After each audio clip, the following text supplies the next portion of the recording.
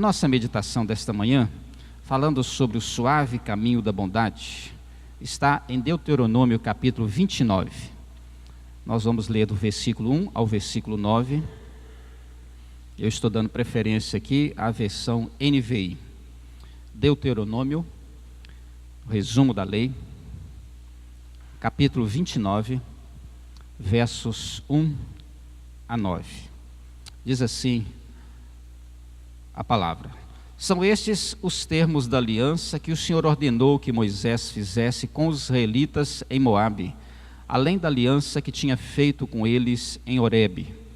Moisés convocou todos os israelitas e lhes disse: Os seus olhos viram tudo o que o Senhor fez no Egito ao faraó, e a todos os seus oficiais e a toda a sua terra.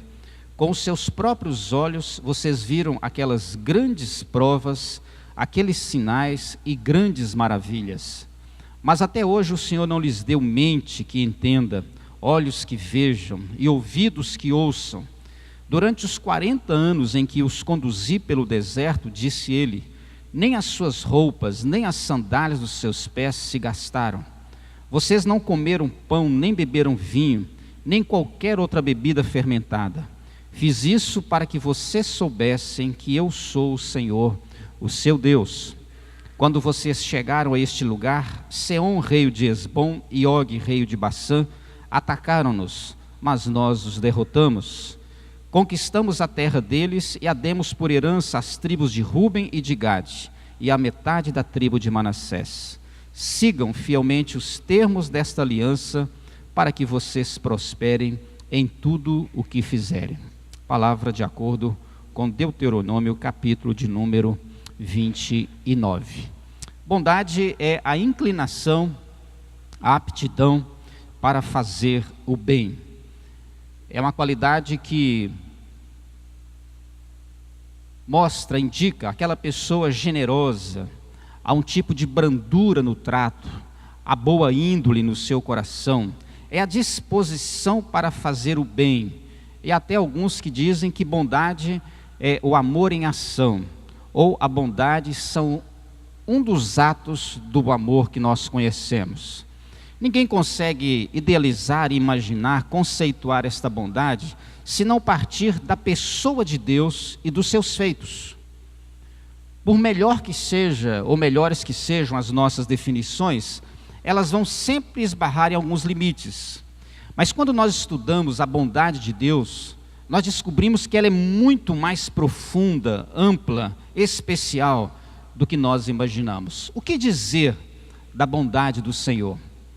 Se a Bíblia afirma e o nosso coração professa e confessa que Deus é bom, até que ponto no nosso viver diário, nas nossas lidas, especialmente naqueles momentos em que o nosso coração tem uma tendência à insatisfação, à tristeza, ao abatimento, o que fazer, o que dizer da bondade do Senhor em tempos assim? Ainda pergunto mais, até onde vai essa bondade? Até que ponto a bondade de Deus realmente compromete, interfere, beneficia, altera o nosso viver diário? Pensar sobre a bondade é pensar sobre Deus, naquilo que Ele tem de mais inspirador para as suas próprias atitudes. O seu amor, que é representado de muitas maneiras, inclusive figura também para cada um de nós, por meio do Espírito, os frutos do Espírito, melhor dizendo, o fruto do Espírito. Nós descobrimos que essa bondade, ela é fantástica, maravilhosa e especialmente é um caminho suave, um caminho de graça, um caminho de assistência e de benefício da parte do Senhor. Foram muitos os momentos em que Moisés foi usado por Deus para despertar no povo a sua memória, a sua lembrança. O que significa dizer que por melhor que seja a minha, a sua espiritualidade, tanto quanto a do povo de Israel, nós temos memória curta. As coisas boas nem sempre ficam impregnadas, marcadas, fundamentadas, enraizadas na nossa vida. Então é verdade que mesmo que eu tenha vivenciado uma experiência maravilhosa com Deus, onde a sua bondade foi inquestionável, mas quando eu tenho que enfrentar alguma ruindade na vida, eu esqueço completamente aquilo que Deus fez. Há também aqueles que fazem questão de eleger, talvez pelo seu emocional, pelo seu temperamento, só as coisas ruins, só os fatos dolorosos.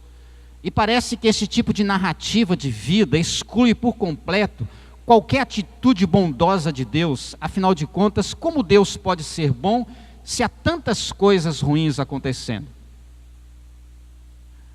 Moisés chama a atenção do povo de Israel para o principal evento até então, marcado, registrado na memória destes homens, a libertação lá do Egito.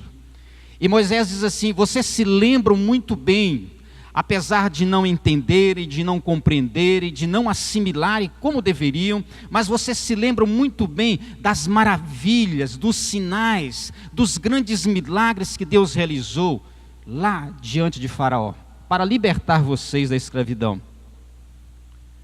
Mas eu valorizo essa passagem não apenas por esse dado mais abrangente, mas por um detalhe que quase passa despercebido. É que a palavra diz que durante o tempo que esse povo peregrinou no deserto, mais de 40 anos, as roupas deles não se desgastaram, nem as suas sandálias se desgastaram. Ou seja, Deus usa as roupas e as sandálias para provar, testemunhar da bondade dele durante toda a trajetória de Israel no deserto, mesmo passando por momentos difíceis.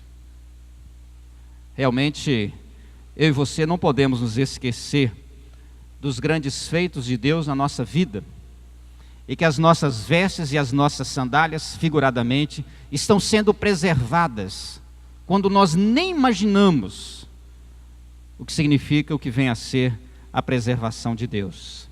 Eu quero refletir com você nesta manhã sobre o seguinte tema: a bondade do Senhor vai até as sandálias dos pés.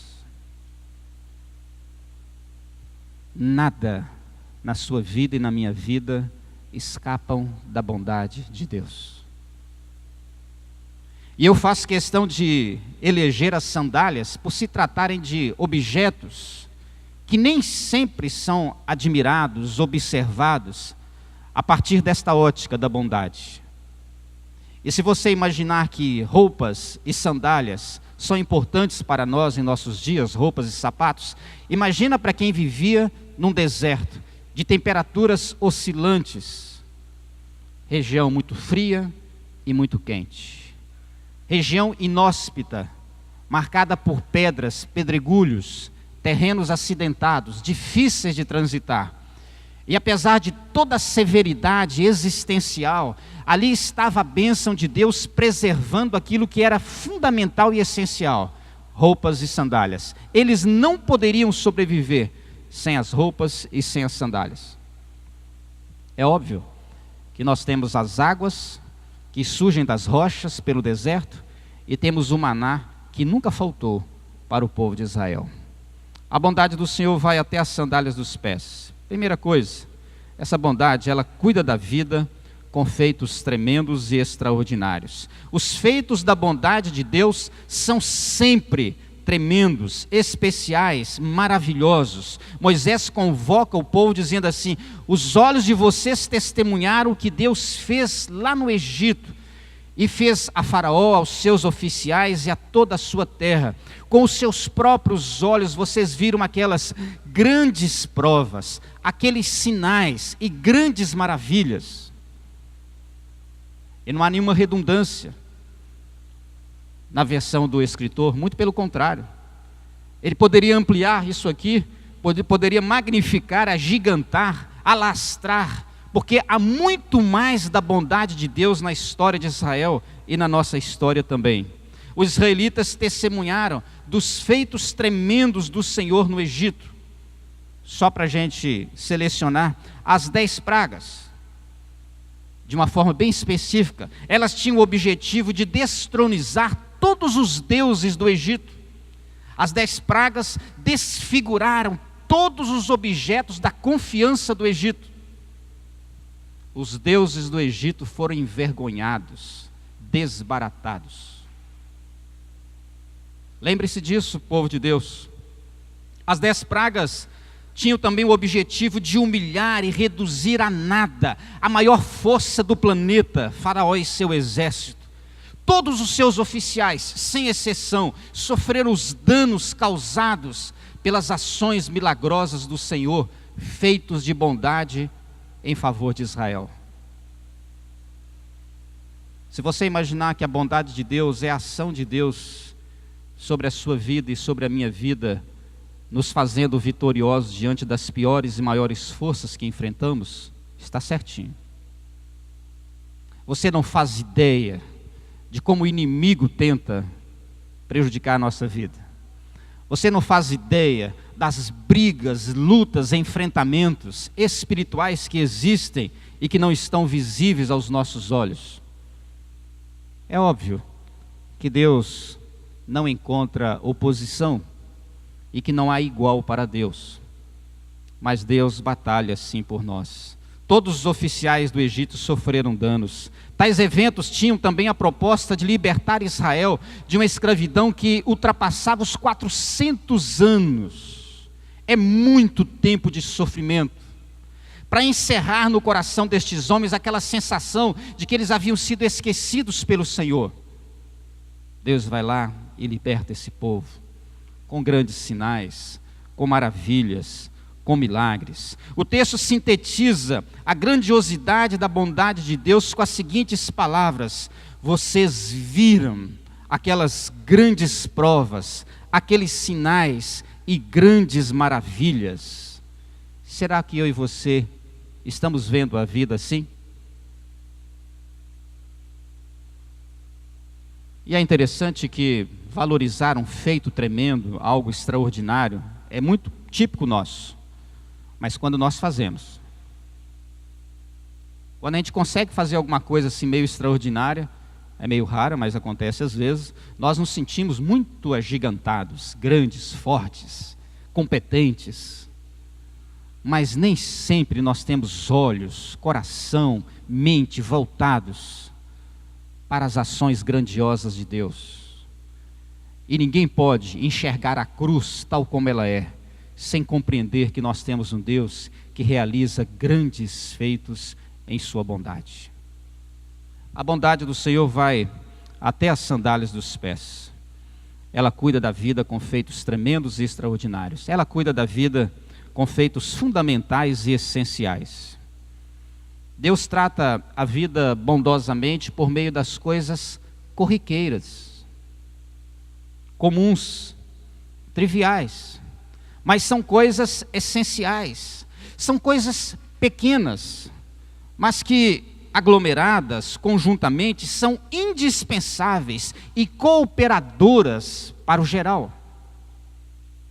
A bondade de Deus, ela se constrói por meio de coisas pequenas que Deus realiza em nosso favor.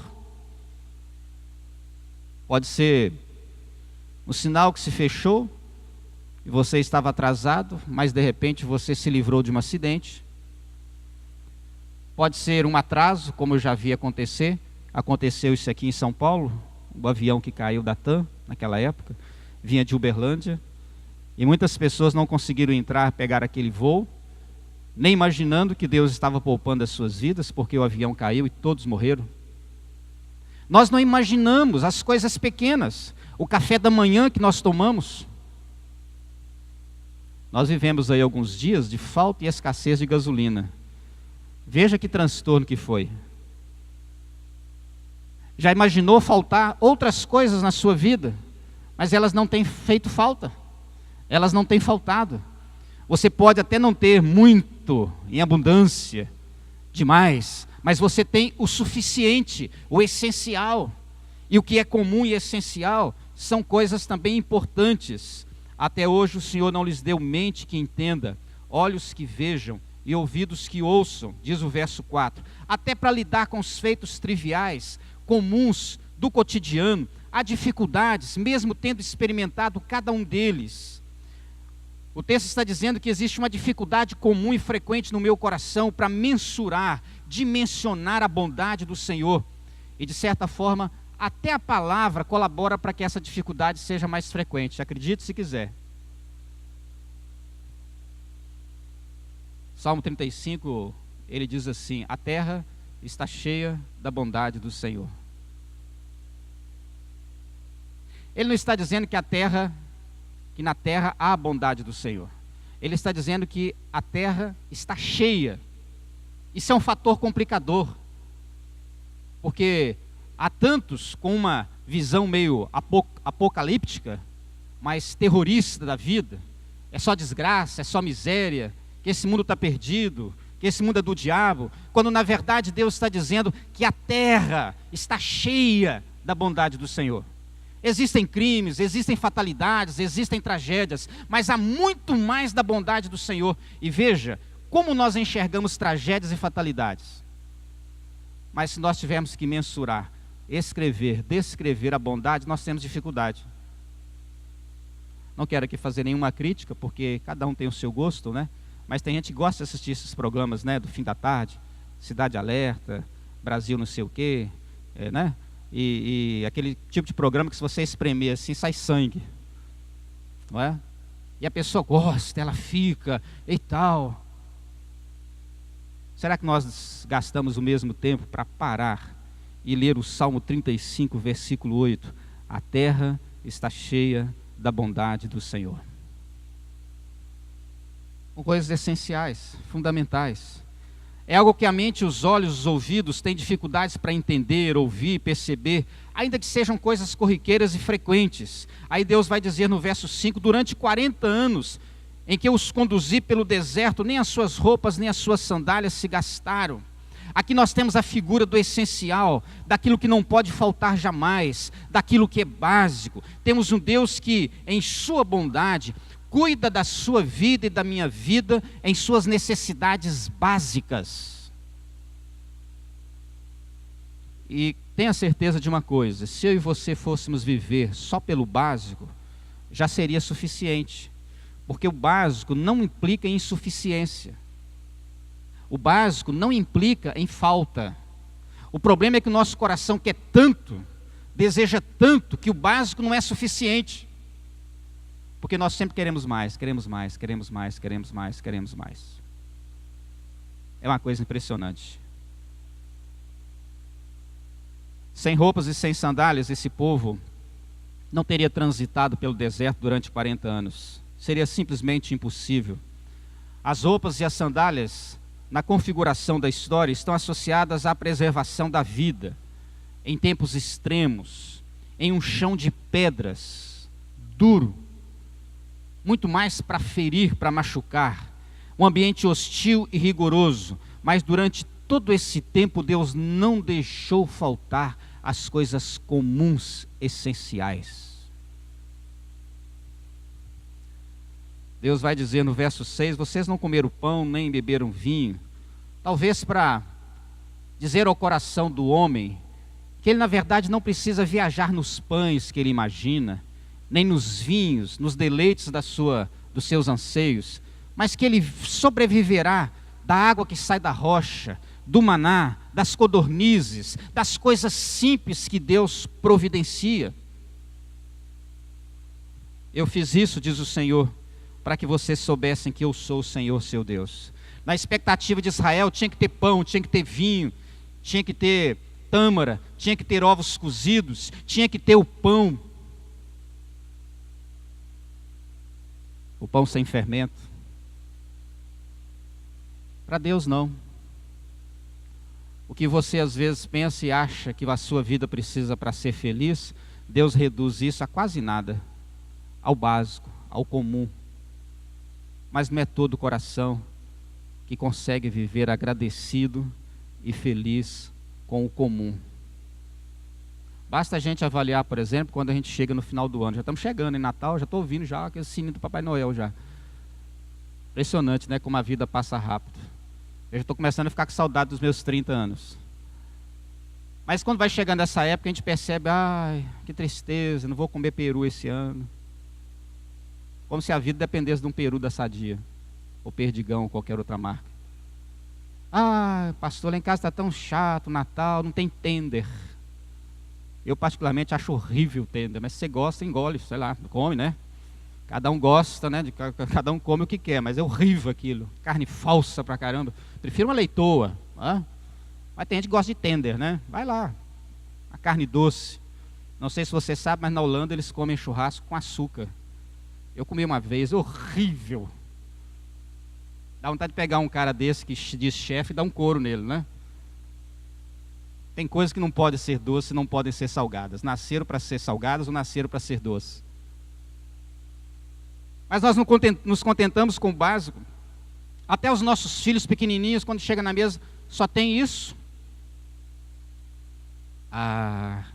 Se a gente pudesse mandar esses moleques para as favelas da vida, para as comunidades miseráveis, para os extremos do sertão nordestino, onde falta água, deixar esse moleque 30 dias lá comendo cacto moído, ele vai voltar falando assim: tem tudo isso?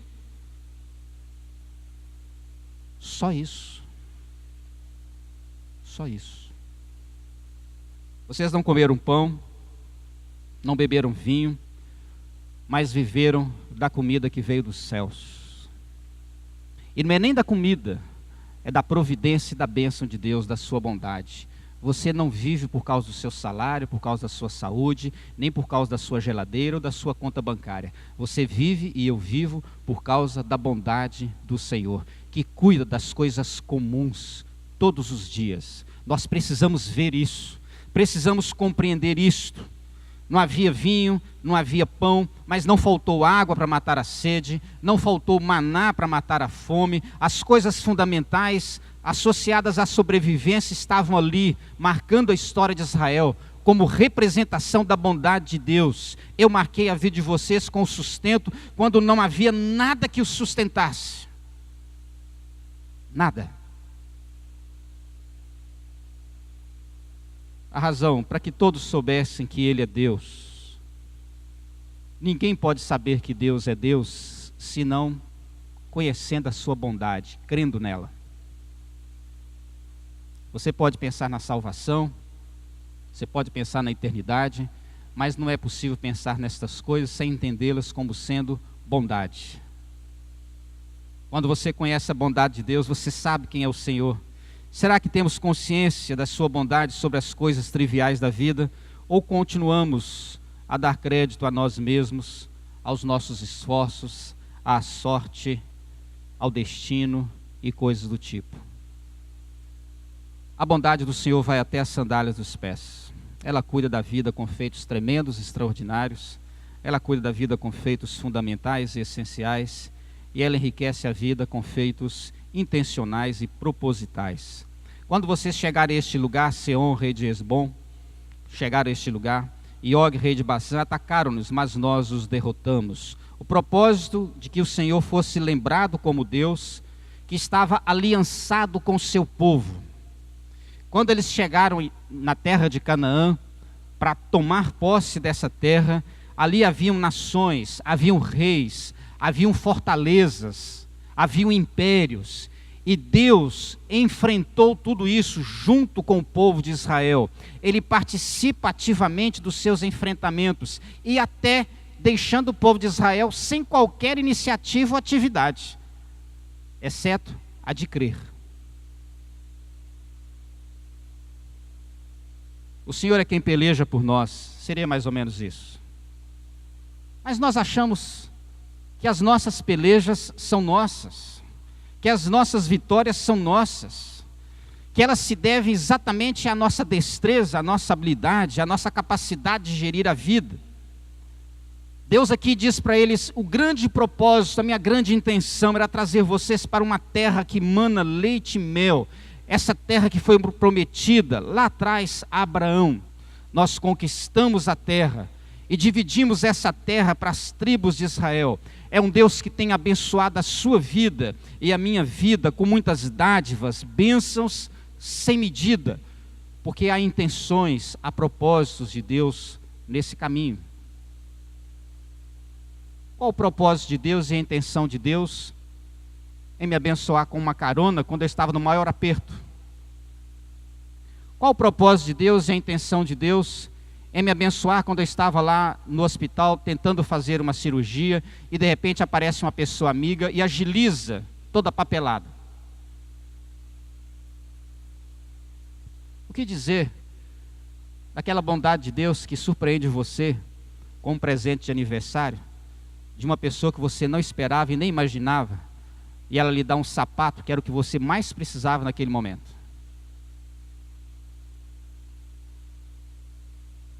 Às vezes a gente está lá programando para uma festa de casamento, eu preciso comprar um sapato. Aí de repente você recebe um presente, um sapato, exatamente do jeito que você imaginou e pensou para o seu casamento. Ou se não for, você pode ir lá e trocar pelo outro do jeito que você imaginou e desejou. Bênção. Estou dando exemplo de coisas materiais. O propósito de Deus é que esse povo vivesse em aliança, que a terra não fosse apenas lembrada como herança, como bênção, mas que ele permanecesse em aliança permanente com o Senhor. Sigam fielmente os termos desta aliança, diz o verso 9, para que vocês prosperem em tudo o que fizerem. Vocês já têm o testemunho da própria história, de crescimento, de prosperidade. Agora se firmem em aliança comigo, para que essa prosperidade não seja interrompida. O maior entre todos esses objetivos para o coração é que o povo continuasse a desfrutar da bondade do Senhor e se mantivesse fiel ao Senhor.